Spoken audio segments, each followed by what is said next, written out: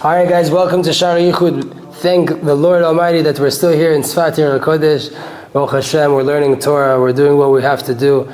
May everybody that needs to be destroyed, and may everybody that needs to be protected, and healed, and brought home safely, no matter where they are, Avodat Hashem. And Am Yisrael will always go from strength to strength with complete bitachon in HaKadosh Baruch Hu. Another step towards Jerusalem, and the building of the third Beit HaMikdash, and the presence of Hashem coming down into the world, and only happiness and peace throughout all the places of this beautiful planet, B'ezrat Hashem Yitbarach.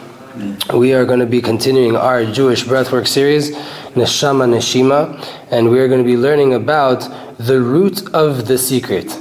Right? Last time we talked about Rav Avraham Abulafia and the prophetic Kabbalah and all the different practices that are going on within the Breathwork and the levels that you can get to and why it's so important and why are people not talking about this more.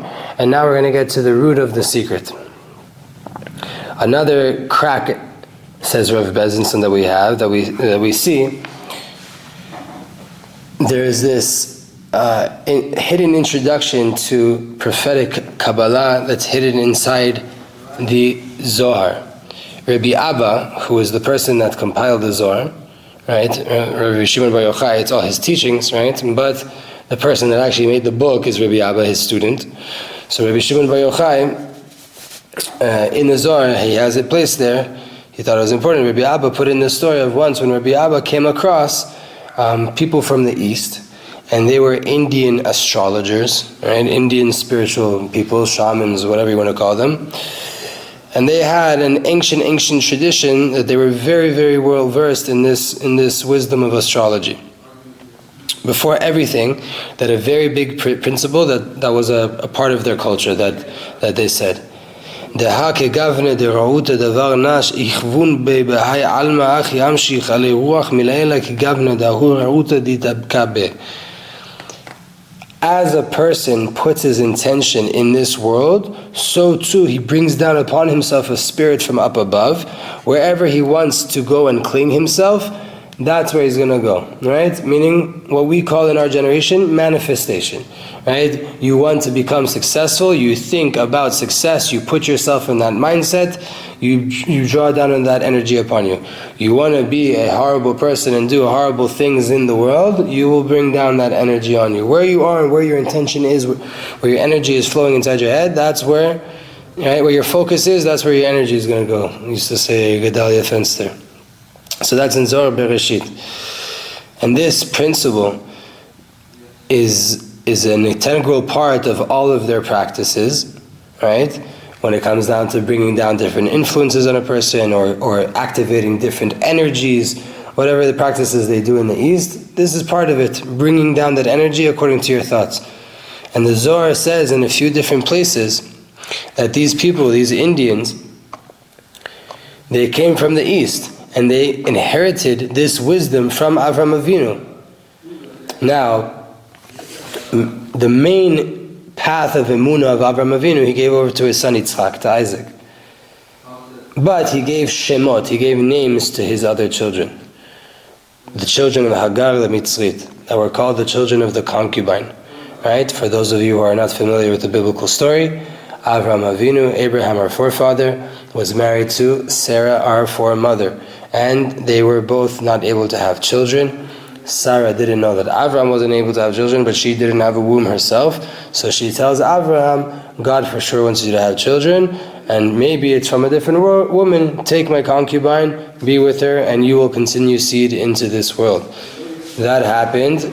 Later, Sarah also got pregnant, miraculously. Comes Isaac, the inheritor, the main inheritor, and the continuation of Avraham. There starts to become a problem in the house between the two different cultures, and Sarah, the queen of the house, the head matriarch, says, get rid of this concubine, get rid of this maidservant and her son, and kick them out. She goes on, Sarah, our mother, goes on to pass away at the time of the binding of Isaac, and then Avraham is left alone in his older age and takes back his ex-concubine, Hagar, with a new name, Keturah. They have more children. Abraham's already given all of his blessings to Ishmael and to Yitzchak. and now he gives them names. He gives them different practices and meditative practices that will help them. Let's learn more about this. As time goes on, there became a pollution inside these different techniques and strategies, and things changed from the traditional way of Avraham Avinu, and there were many new klipot, thick husks and layers concealing the original path of Avraham, which was connected to God, and many different layers that were not fit for a Jew to be practicing in. But it's not for nothing that the Zohar talks about these Indians in such length. And if Rabbi Abba calls them Benai, my sons, which is a term of endearment, it's a sign that the wisdom state of wisdom, right? There's an inner core wisdom here that must still be applicable. And until this day, those who know how to take the secret out of these books and to crack the code, the secret godly code that is hidden inside these thick klipot, they are fitting to reach the level of the neshama of the Masorah, the soul of the tradition. Right? This is not a practice for everybody. Not everybody can go and learn about yoga or could go learn about different things.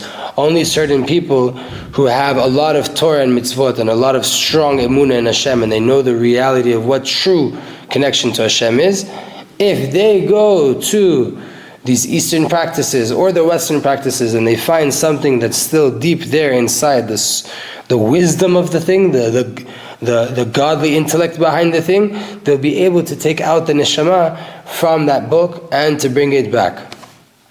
So we have to ask the question, why does the Zohar write so long about a foreign, non-Jewish, completely non-Jewish practice? And not only that, it goes very deep into the what is the thought process of these Indians. But what is the thing that's being talked about there? The topic there is dealing with the secret of the power of thought. Right? The magnetic mental power that we have, that if we think about something, we can actually attract it, right? The power of attraction, the law of attraction, the manifestation as we call it. Because what does it say there? When you connect to this upper spirit, doesn't matter what it is, to here or to there, then you're able to bring it down onto you in order to bring out your request in the world. More success, or more horrible things to happen, good things to happen, bad things to happen, whatever it is that you're able, you tap into a higher thing by way of your brainwaves, by way of your thought process, and you bring down that energy on you, which allows you to bring out into the world what you're trying to do. And for more on this, you can look into Likutei Moharan 193. That thought is a level in kavanah, right?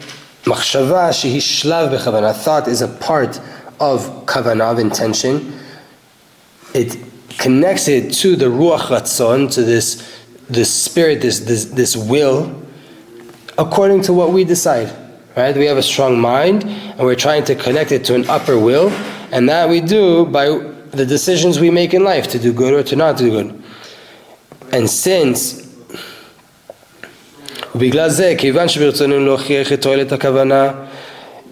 this is the case, and our intention right now is to prove the benefit of kavanah, of intention, then we're going to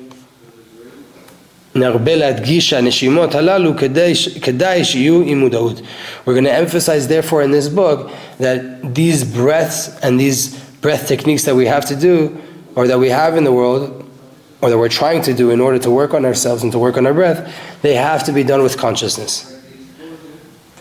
And if they're not, then they're like a body without a soul. Right? So, yes, there's all of these things going on and coming up from the east. They have a deep root. We can't go according to all of the things we see coming out of the east, just pure yoga, pure breathwork, and all these different things that they're doing, because we're Jews. We're not them. But there's a deep wisdom there that came from us, that is rooted in our tradition. Okay, so then try to get to that. And if you don't know how to get to that, within your breathing that you are doing, or within whatever it is that you do know, try to strip everything that's foreign and get to the soul of it. Meaning, breathe with a consciousness, like we've already explained in this series so far, that every breath you're taking is the breath of God coming into you and purifying you, and it's a godly experience. You're breathing in godliness with every single inhale and making it more real inside of you with every exhale. And that's the first step of having intention when breathing, and to be able to take that deep secret of this path of Avraham Avinu back into our hands. Avodat Hashem.